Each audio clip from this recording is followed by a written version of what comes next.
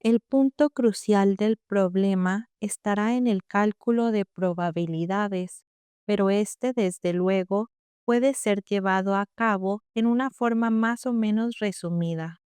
En la segunda fase de la planificación se ha hecho una valoración de las ventajas relativas de aquellas diferentes alternativas, prestando la debida atención en cada caso al factor de inseguridad.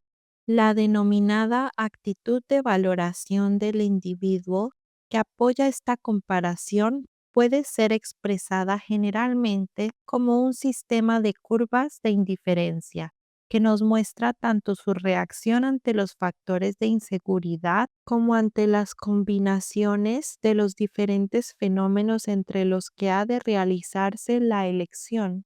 Sin embargo, no es necesario entrar aquí en las complicaciones de este punto. Es suficiente con poner en claro que el resultado de la coordinación de las expectativas descritas anteriormente y la actitud de valoración forman el bosquejo de un programa o plan para regular las acciones futuras del planificador. El diagrama de la página 225 nos da una idea del contenido de ese plan en una forma esquemática simplificada. Se da por supuesto que la formación del plan tiene lugar en un punto determinado del tiempo, representado por T0, y que comprende un número arbitrario de periodos futuros, T0, T1, T1, T2, etc. La división del desarrollo planeado en periodos definidos obedece a motivos que tienen su fundamento en la imperfección del entendimiento humano. El hombre no puede registrar continuamente todo lo que sucede a su alrededor, únicamente puede anotarlo intermitentemente, mediante la observación del resultado total obtenido durante ciertos periodos de tiempo o registrar los hechos más importantes que pueden ser referidos a momentos definidos del tiempo. Teniendo en cuenta que los momentos de registro se toman como puntos de delimitación entre los periodos, la duración de esos periodos individuales de registro puede variar dentro de límites muy amplios. En el diagrama se representan las vías de acción planeada para cada periodo por líneas que se mueven a lo largo del eje del tiempo, indicándose su grado de ventaja por una distancia a ese eje, medida en la forma prescrita por la actitud de valoración individual. Abre paréntesis, si lo que se discute es una empresa, se puede perfectamente suponer que el eje Y representa su valor capital subjetivo. Cierra paréntesis. Teniendo en cuenta que el futuro es incierto, el planificador deberá contar con diferentes efectos posibles de los actos realizados en cada periodo. Se supone que los efectos son registrados al final de cada periodo y que determinan la línea de acción para el periodo siguiente. Por tanto, tendremos un aumento progresivo de la ramificación del sistema. Para periodos más remotos, se debe suponer que el esquema se hace cada vez más difuso, puesto que cada línea de acción es la mejor de las alternativas posibles entre las cuales el individuo tiene que elegir, abre paréntesis, en condiciones dadas, cierra paréntesis, se puede caracterizar como el límite superior del campo de elección en cada caso, abre paréntesis, las líneas de puntos en el primer periodo, cierra paréntesis, para todas, abre paréntesis, y más bajas, cierra paréntesis, las demás alternativas en este campo de elección. Se puede trazar un diagrama análogo al indicado aquí, abro paréntesis para decir que yo me lo salté, o sea, está la imagen, pero no lo voy a describir, cierro paréntesis, cuya principal diferencia con el antes trazado es que los efectos de las líneas de acción seleccionadas deben ser considerados como menos ventajosos. De este modo, La línea de acción elegida para el primer periodo determinará también las líneas de acción planeadas para los periodos siguientes, pero debería observarse que la primera línea de acción está también determinada por las últimas, pues la ventaja de la selección no puede ser asegurada a menos que el proceso sea seguido en todas sus partes bajo diversos supuestos en cuanto al resultado de las acciones emprendidas en cada caso determinado. Abre paréntesis. La parte ascendente de la línea de acción durante el primer periodo está condicionada por las expectativas de los posibles efectos de dos alternativas, representados por los puntos A1 con una comilla y A1 con dos comillas, y esos puntos a su vez están condicionados por las siguientes líneas de acción alternativas, y así sucesivamente. Cierra paréntesis. Solamente en el caso de tener en cuenta este complejo total de alternativas y sus respectivas probabilidades, puede el individuo llegar a conocer completamente las consecuencias de su elección inmediata. De hecho, el propósito primario del esquema total es simplemente el de dar una base racional para esta elección inmediata, ya que las acciones requeridas en periodos futuros pueden estar determinadas por planes nuevos o revisados. Solamente en el caso en que resulten correctas las expectativas y que la actitud de valoración permanezca invariable, mantendrá el plan original su propiedad de aplicación a los periodos siguientes.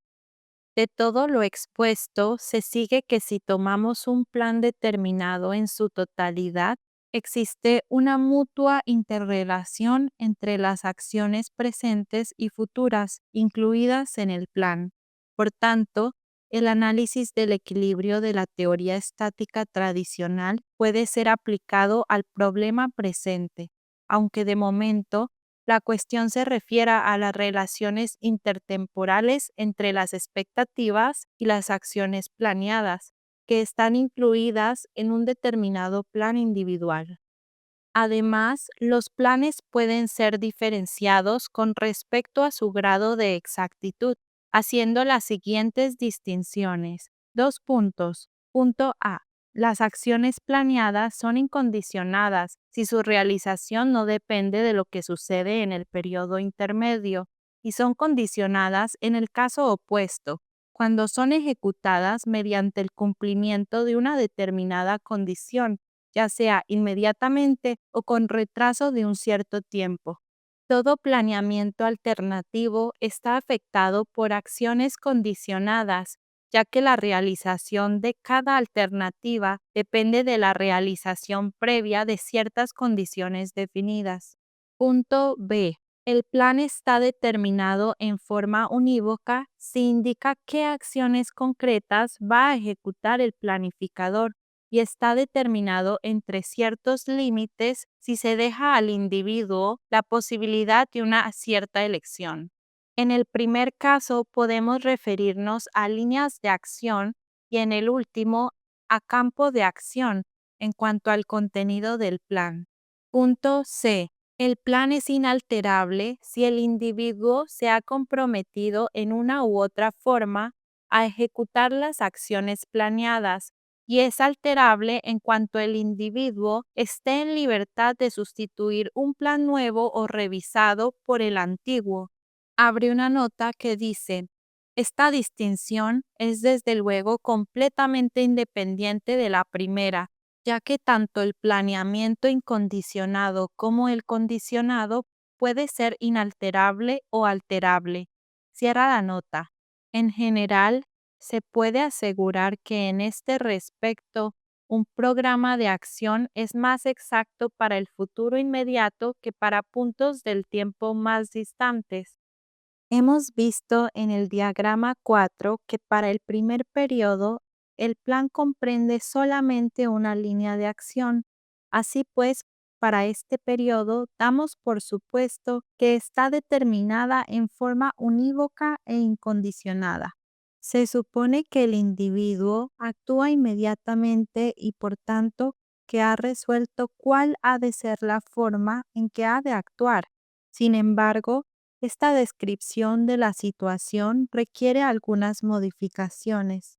El sujeto económico no tiene una concepción exacta de las acciones que va a ejecutar, aun tratándose del futuro inmediato. Algunas de ellas únicamente pueden ser determinadas en la medida que sean ejecutadas inmediatamente mediante el cumplimiento de ciertas condiciones. Abrí una nota que dice, el plan de un tendero, por ejemplo, que proyecta su conducta para un cierto periodo siguiente, a partir de un determinado momento de tiempo, pudiera no contener más que la determinación de vender lo más posible de ciertas mercancías a un cierto precio, puesto que la cantidad que va a vender depende de la demanda de sus clientes.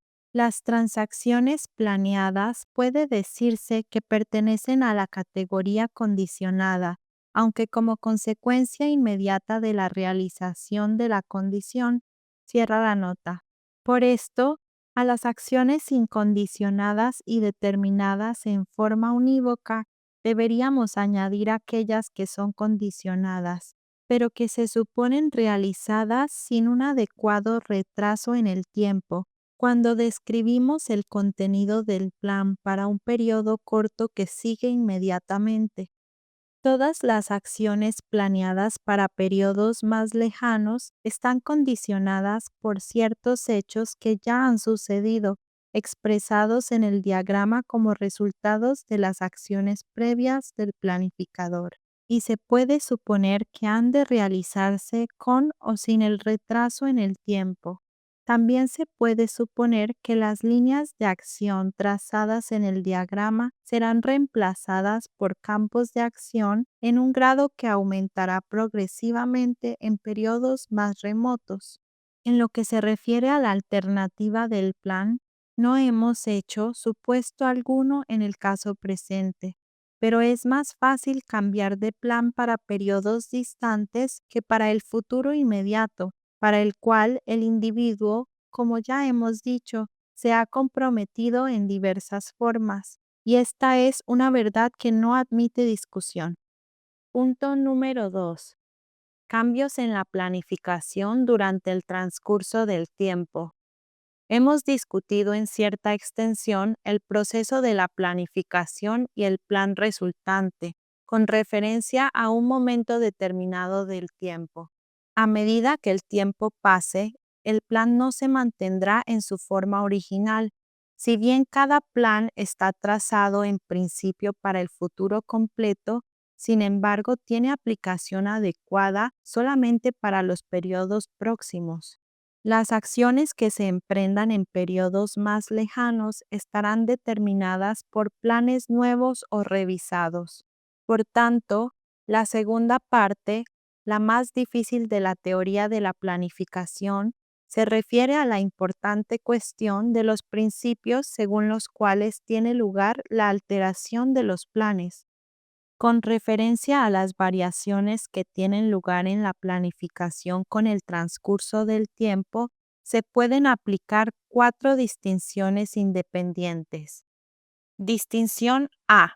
Si la explicación que hemos dado de la planificación es correcta y por consiguiente hemos de caracterizarla como una combinación de previsión y evaluación, podemos en primer lugar distinguir las variaciones debidas a una modificación de la previsión de las ocasionadas por una actitud de evaluación modificada. No es necesario decir que las variaciones del primer tipo son las más corrientes, tanto en la realidad como en la teoría económica. Las variaciones de la segunda clase son generalmente de un carácter menos común y por esto son materia más difícil para el tratamiento teórico. Distinción B. Además, podemos distinguir las variaciones causadas por hechos económicos que en una u otra forma aparecen en el sistema del economista, de las otras variaciones de carácter no económico que son el resultado de hechos no incluidos en el sistema económico o de procesos mentales de tipo más espontáneo. Esta distinción es de importancia teórica, ya que solamente las variaciones del primer tipo pueden ser explicadas por el desarrollo económico que tiene lugar en periodos anteriores. Distinción C. También podemos establecer una distinción entre las variaciones inmediatamente importantes que afectan a las acciones planeadas para los periodos próximos y las otras que se refieren únicamente a periodos más remotos, puesto que el plan puede ser alterado muchas veces antes de que sean alcanzados esos periodos más distantes. Esta parte de la planificación tiene importancia solamente en tanto que facilite el conocimiento de los planes puestos efectivamente en práctica. Desde luego, al economista le interesan en primer término los planes de importancia inmediata. Distinción D. Finalmente, hemos de observar que algunas variaciones caen dentro del marco del plan anterior, mientras que otras no están de conformidad con él, sino que son el resultado de un nuevo plan. En las primeras variaciones podemos distinguir dos clases, dos puntos. La primera, acciones condicionadas que se hacen incondicionadas por medio de la realización de la condición de que dependen.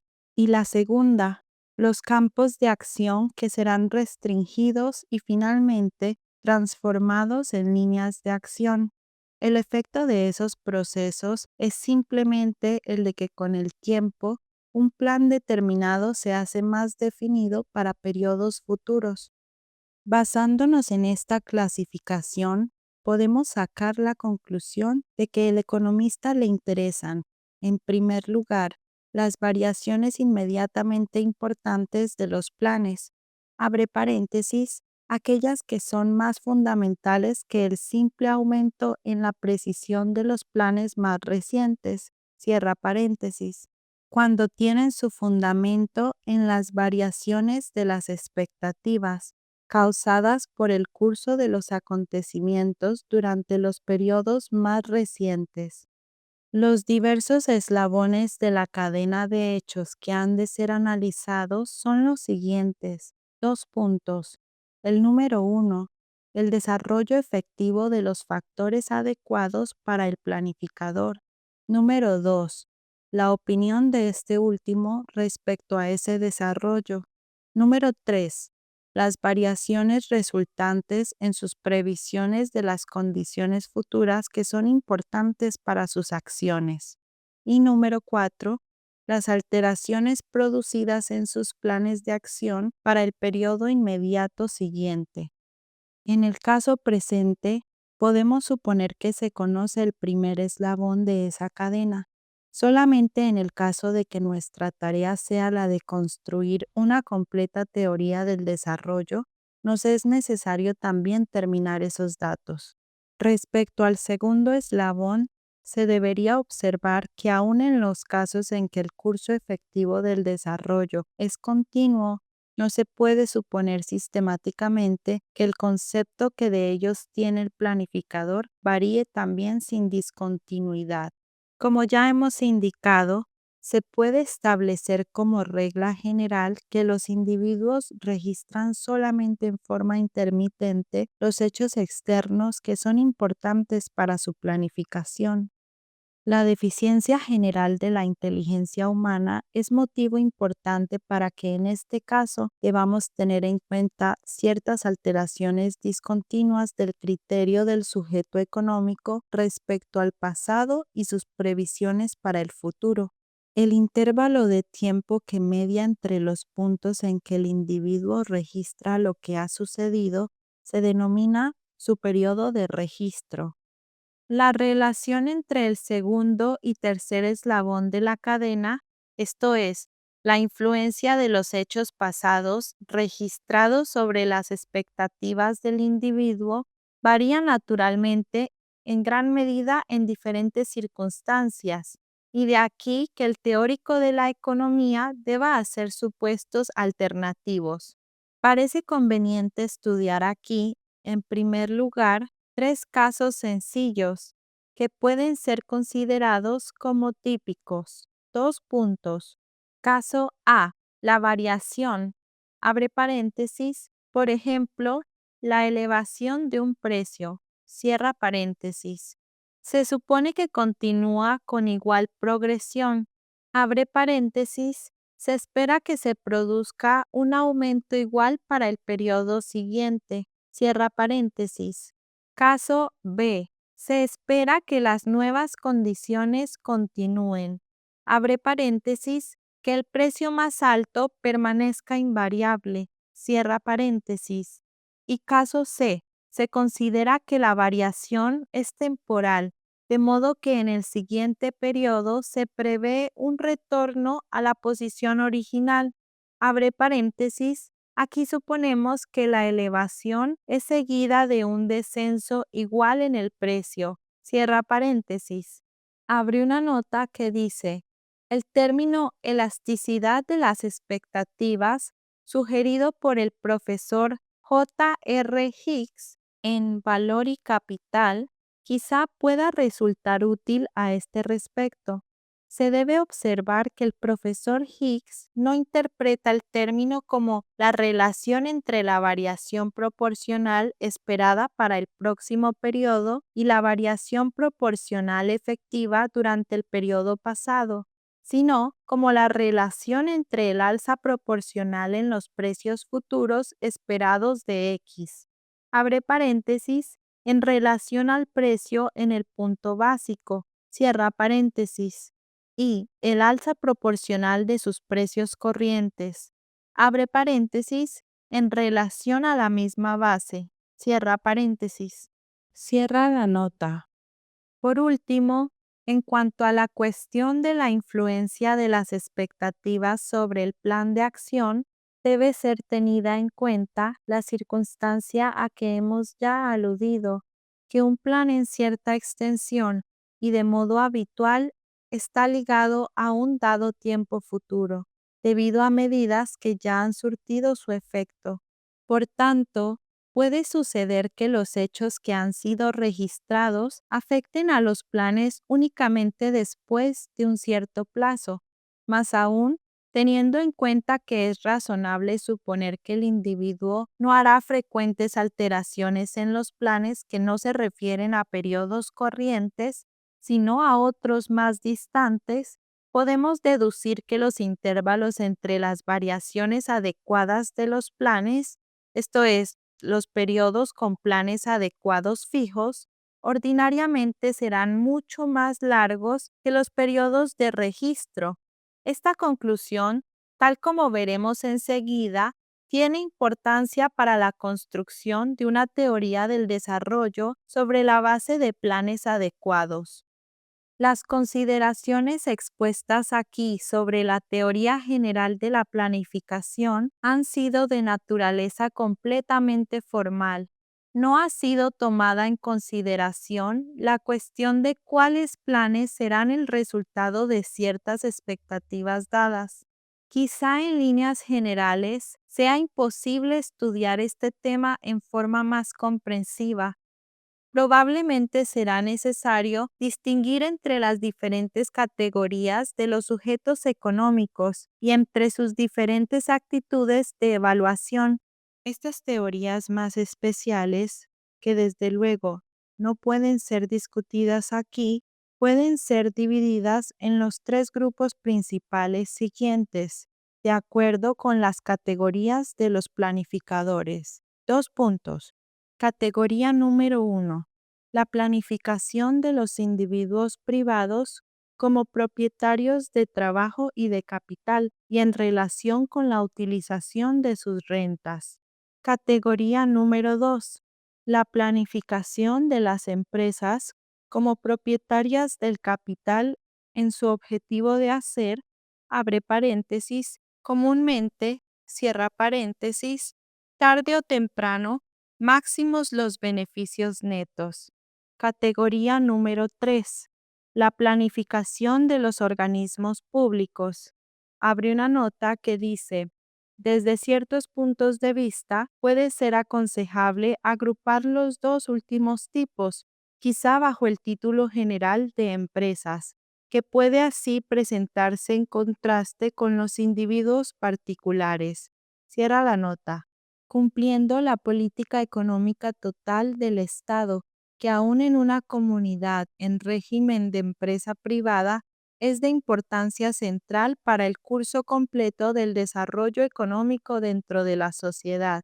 Abre una nota que dice, la grande y creciente importancia del estudio de este tipo de planificación para la buena comprensión del desarrollo económico de la presente década es descrita por el economista sueco Johan Ackerman. Abro paréntesis para decir que menciona una de sus obras, pero está en alemán o yo no sé qué idioma es este, pero no lo voy a decir.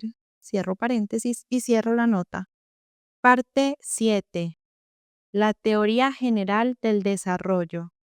Tal como ya se ha expuesto en el apartado 5, el problema consiste en determinar un desarrollo particular sobre la base de ciertos datos. Dos puntos. Primero, los planes iniciales de los sujetos económicos. Segundo, en qué forma cambiarán probablemente sus planes en el futuro. Y tercero, las condiciones externas adecuadas para las variaciones futuras en los planes y los resultados de las acciones emprendidas. Nos limitaremos a algunos comentarios de orden general referentes a la naturaleza de los datos y lo que implica esta determinación del desarrollo. Si deseamos estudiar un desarrollo como resultado solamente de las acciones de un sujeto económico único, esto es, si hemos de referirnos solamente a los llamados desarrollos microeconómicos, no es necesario añadir muchos más elementos de importancia esencial a la teoría de las variaciones en los planes, ya que los principales han sido bosquejados en el apartado precedente. Además de esto, deberíamos contar en primer término con ciertas funciones que establezcan la relación entre las acciones del individuo en tanto han sido planeadas y su resultado efectivo, y en segundo término, otras funciones necesarias para determinar la relación entre ese desarrollo individual y el curso de los acontecimientos que ejercen influencia en los planes durante los periodos venideros. Un análisis del desarrollo individual perteneciente a cada periodo, determinado en parte por los planes adecuados a él y en parte por los planes para los periodos siguientes, debe estar basado claramente en una subdivisión del desarrollo en periodos limitados por los momentos del tiempo en que varían los planes importantes. Abrí una nota que dice, el primer intento sueco para dar una exposición sistemática de la naturaleza de un análisis del desarrollo sobre la base sugerida aparece en la tesis doctoral del Dr. Doug Hammarskjöld llamada La transmisión de las fluctuaciones económicas, publicado también en el apéndice del informe de la Comisión del Paro. En el caso sencillo, cuando tratamos de un planificador cuyos actos están influidos solamente por un cierto factor estratégico en el desarrollo total, abre paréntesis, para una empresa, por ejemplo, el beneficio neto, cierra paréntesis, el razonamiento del Dr. Hammarskjöld puede ser resumido como sigue: dos puntos. Debido al hecho de que las variaciones en el factor estratégico son registradas por el sujeto actuante únicamente a ciertos intervalos, las alteraciones en los planes tendrán lugar también discontinuamente y probablemente en igual tiempo que los registros en cuestión. En un análisis del desarrollo, por tanto, será necesario hacer una subdivisión de acuerdo con los periodos existentes entre esos puntos del tiempo en que los hechos pasados son registrados y los planes alterados. Abre paréntesis, La elección de los periodos estará así determinada por el intervalo del registro, cierra paréntesis. Para cada periodo, el factor estratégico puede ser determinado como una función del desarrollo completo. Esto es, puede ser tomado como la incógnita de una ecuación que comprende todos los otros factores que intervienen en este desarrollo. Suponiendo que las reacciones activas del sujeto económico ante este factor estratégico son conocidas, sus actos y su influencia sobre el desarrollo total durante el periodo siguiente podrán ser determinados con una serie de ecuaciones que comprendan periodos sucesivos de registro y formuladas en tal forma que en primer término los actos del sujeto económico y sus resultados en cada periodo estén expresados como una función de la dimensión del factor estratégico en el periodo inmediatamente precedente y en segundo término que el volumen del factor mismo en el periodo corriente esté determinado como un resultado de esos actos y los otros datos que se refieren al periodo. Obtenemos evidentemente un análisis completo de los actos de un cierto sujeto, que por una parte han sido determinados y por otra, y en cierta extensión, determinan el curso total del desarrollo económico. Cierra la nota. Sin embargo, los procesos estudiados en economía tienen generalmente el carácter macroeconómico, o sea que consisten en actos y resultados de actos llevados a cabo por un cierto número de sujetos económicos, constituyendo en conjunto un grupo de un cierto carácter definido. Las variables que es necesario determinar consisten en la lentitud de los servicios utilizados en la producción de cada artículo, las cantidades de bienes y servicios producidos y consumidos, los precios exigidos por los empresarios y propietarios de factores, y el volumen de las varias transacciones efectuadas a esos precios. Esas magnitudes macroeconómicas pueden ordinariamente hallarse por medio de la suma de los términos microeconómicos correspondientes, calculando un promedio adecuado. Todas esas variables pueden ser consideradas como funciones del tiempo, pero se debería observar que no pueden ser determinadas convenientemente como funciones continuas del tiempo. Algunas de las acciones consideradas, por ejemplo, la declaración de precios, ventas y otras transacciones, no tienen dimensión en el tiempo, en sentido estricto. Por tanto, deben referirse a momentos definidos del tiempo o a ciertos periodos para los que se ha calculado el resultado total. Otras variables, como las cantidades de servicios empleados en la producción, indudablemente tienen dimensión temporal, pero aún en este caso, solamente tiene interés el resultado total para ciertos periodos definidos y no las variaciones continuas de un momento a otro. Por esta razón, en el caso de fenómenos macroeconómicos, también debería ser dividido el desarrollo económico en periodos de tiempo para los cuales están calculados solamente los resultados totales obtenidos. Abre una nota que dice: I mayúscula, Spellinson, escribe en la página 8 de la obra citada, la selección de un cierto periodo implica una selección, como variables elementales del sistema, de los totales, abre paréntesis, integrales, cierra paréntesis, para el periodo completo de las corrientes de renta y gasto, entre las cuales deben existir ciertas relaciones de identidad. Únicamente esas sumas están determinadas por los supuestos hechos, por los cuales se admite que el desarrollo queda indeterminado durante el periodo. Cierra la nota. Si en ciertos casos el valor de una variable ha de ser determinado con referencia a un momento definido del tiempo, parece lo más conveniente dejar que este momento sea el límite entre los dos periodos.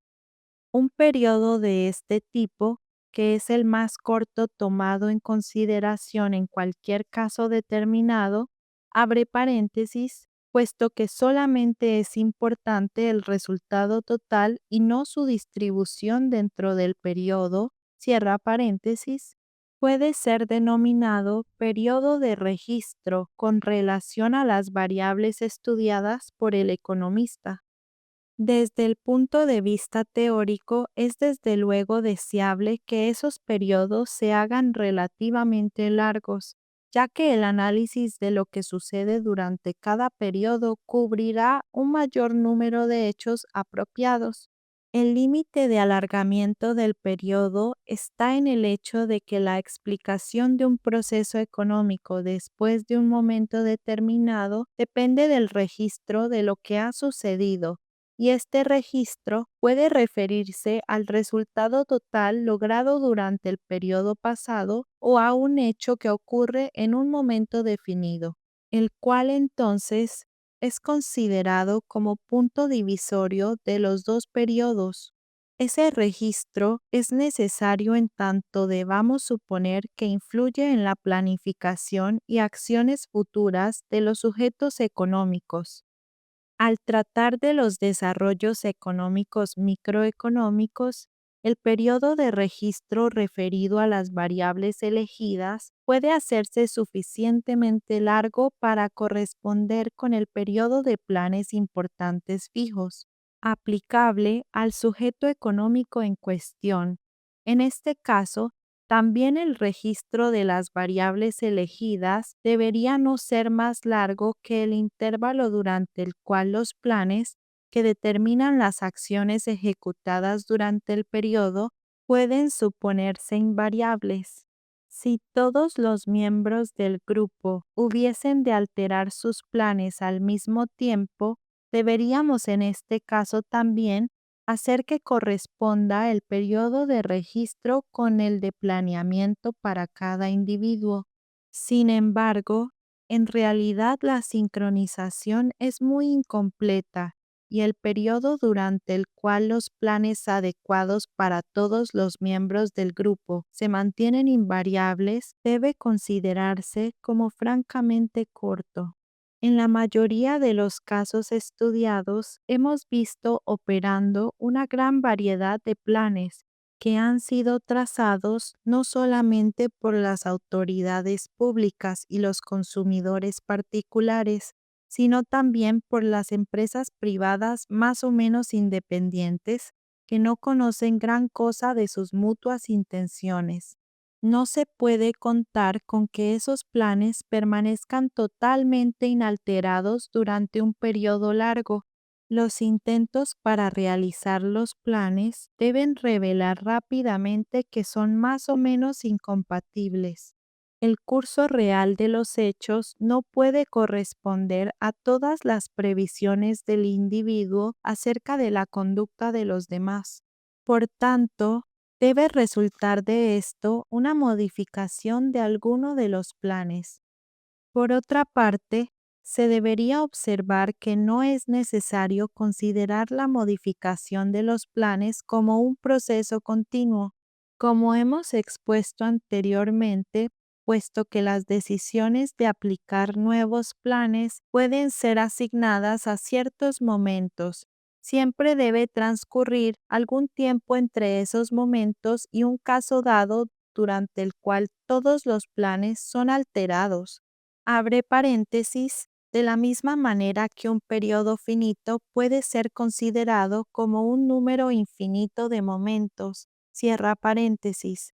Por esto, nuestro esquema, aun desde un punto de vista estrictamente lógico, puede ser aplicado directamente en tanto que los periodos de tiempo utilizados se hagan suficientemente cortos.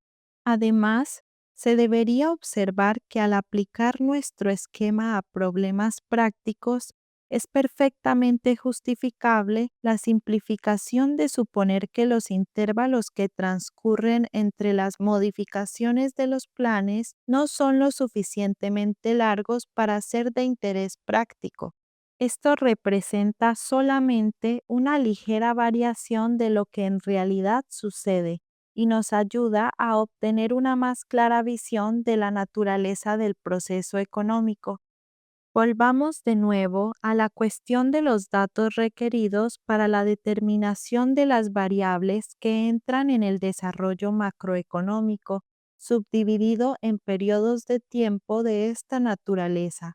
Será conveniente distinguir entre el desarrollo, dos puntos, primero durante el primer periodo y segundo en periodos sucesivos.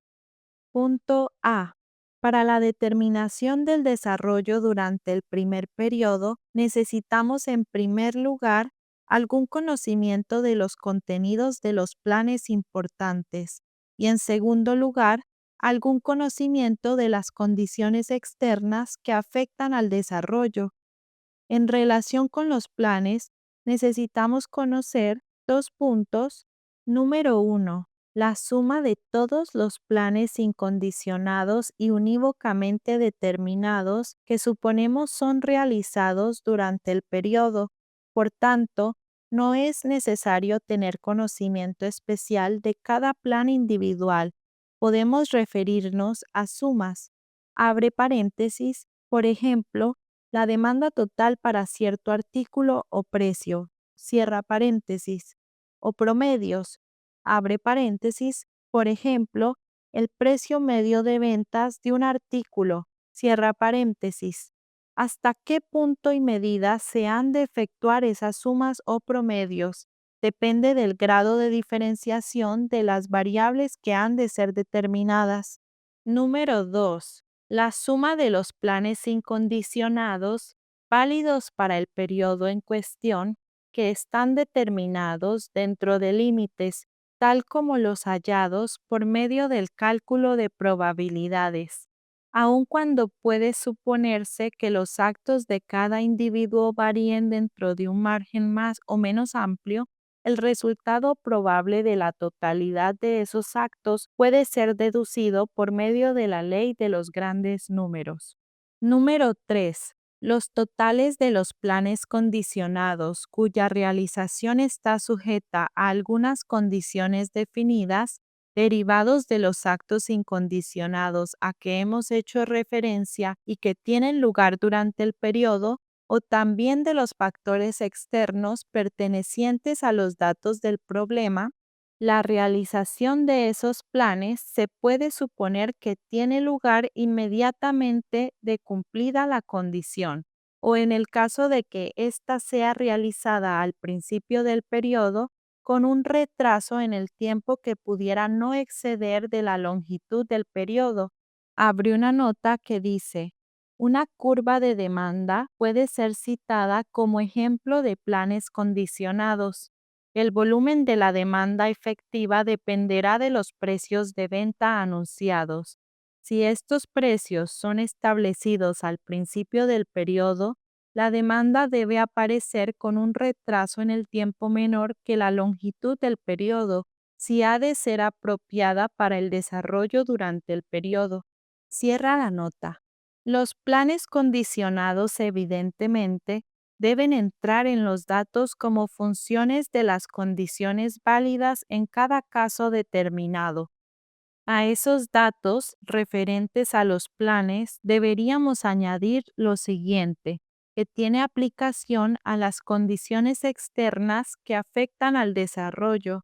Dos puntos. Número 4. Las relaciones entre las acciones que tienen lugar durante el periodo y que son determinadas en la forma ya expuesta, y las variables que entran en el problema cuando no hay identidad entre las acciones y las variables estudiadas, sino que estas últimas se refieren al resultado de las acciones. Por ejemplo, en un caso determinado, los actos consistentes en cierta clase de input de servicios productivos y el output resultante de esas entradas está incluido entre las variables estudiadas. Naturalmente, debemos conocer la verdadera relación entre input y output. Número 5. En lo referente a otros hechos, abre paréntesis, no económicos, cierra paréntesis. Durante el periodo, debemos tener conocimientos suficientes para hacer posible el cálculo. Abre paréntesis sobre la base de las formas funcionales mencionadas anteriormente en el punto 3, de las acciones condicionadas que proceden de aquellos. Cierra paréntesis. En este caso, es fácil que tengamos que tratar de las condiciones climatológicas o políticas.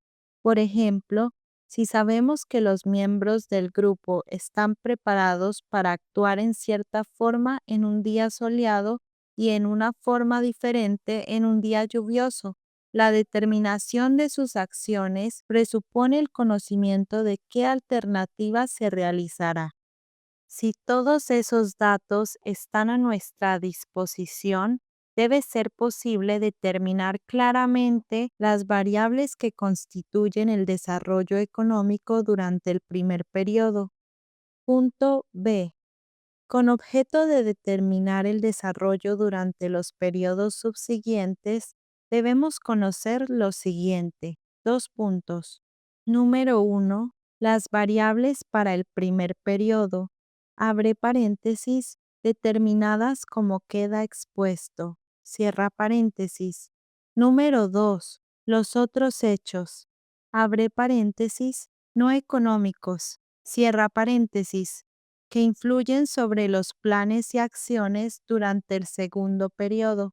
Número 3. La disposición de los individuos para alterar sus planes importantes en el segundo periodo, como consecuencia de los factores mencionados en el punto 1 y 2. Los datos del punto 1 y del punto 3 son, por tanto, suficientes para determinar los planes adecuados para el segundo periodo por un método igual al expuesto para el primer periodo, y las acciones ejecutadas durante este periodo serán determinadas también de esta forma. Número 4. Las relaciones entre esas acciones y las variables estudiadas para el segundo periodo para la determinación del desarrollo durante un tercer periodo se necesitan datos análogos, y así sucesivamente. Con lo expuesto, hemos dado una relación general de los datos de que debemos disponer para que podamos construir sin errores un desarrollo económico expresado por medio de ciertas variables que cambian sus valores en el transcurso del tiempo. Desde luego, se puede facilitar el estudio teórico por medio de la aplicación de varios supuestos simplificadores.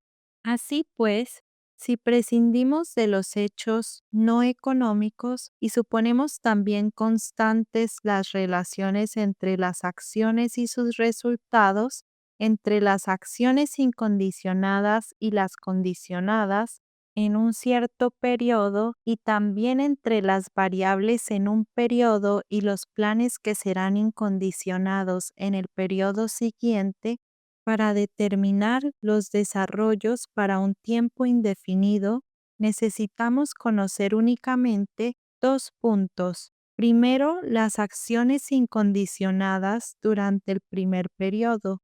Segundo, las funciones necesarias para determinar las acciones condicionadas consecutivas a las incondicionadas. Tercero, las funciones necesarias para determinar los resultados de las acciones. Y cuarto, las funciones que muestran la forma en que las acciones incondicionadas en cada periodo son determinadas sobre la base de las variables del periodo precedente. Abre una nota que dice véase I. Svenilson del texto citado, en donde se muestra claramente que ciertas variables no afectadas por los hechos que ocurren durante un periodo, sino solamente por hechos anteriores, regulan el desarrollo durante el nuevo periodo, mientras que las otras variables dependen funcionalmente de las variables reguladoras. El desarrollo realizado de las variables reguladas se supone que influye de un modo solamente intermitente en las variables reguladoras, es decir, por suma agregada al final del periodo. La distinción que aquí se hace entre variables reguladoras y reguladas corresponde a la que hemos hecho entre los planes y acciones incondicionados y los condicionados. Cierra la nota. Nos llevaría muy lejos averiguar la forma en que varía el planteamiento del problema con supuestos más específicos. Abre una nota en donde dice: el doctor Eric Lundberg, en su libro Studies in the Theory of Economic Expansion, ha presentado la primera exposición en inglés de la teoría dinámica sueca y también una importante contribución a la teoría del desarrollo económico, o como él lo denomina, análisis de secuencia. De especial interés son las series modelo construidas en su capítulo 9 para ilustrar las diferentes fases de una expansión bajo diversos supuestos simplificadores. Cierra la nota. Respecto a esto, podemos limitarnos a dos observaciones. En vista del hecho de que el estudio científico de un desarrollo macroeconómico debe ser basado, por las razones expuestas, en la subdivisión del desarrollo en periodos francamente cortos, es desde luego imposible para el economista seguirlo en detalle, periodo a periodo. A pesar de esto, es perfectamente factible describir el curso de los hechos durante un espacio de tiempo bastante largo. Si por medio del análisis de ciertos periodos típicos seleccionados se pueden determinar las direcciones del movimiento durante esos espacios de tiempo, el carácter de los periodos que intervienen puede ser también conocido. A veces puede ser necesario modificar el carácter efectivo de los periodos seleccionados de modo que puedan representar adecuadamente las tendencias activas durante la fase en cuestión. En general, es imposible para el economista presentar un análisis completo de un complicado desarrollo en una misma exposición. Debe contentarse ordinariamente con discutir los desarrollos totales desde algún punto de vista especial, esto es, debe hacer una selección de las variables que entran en el desarrollo.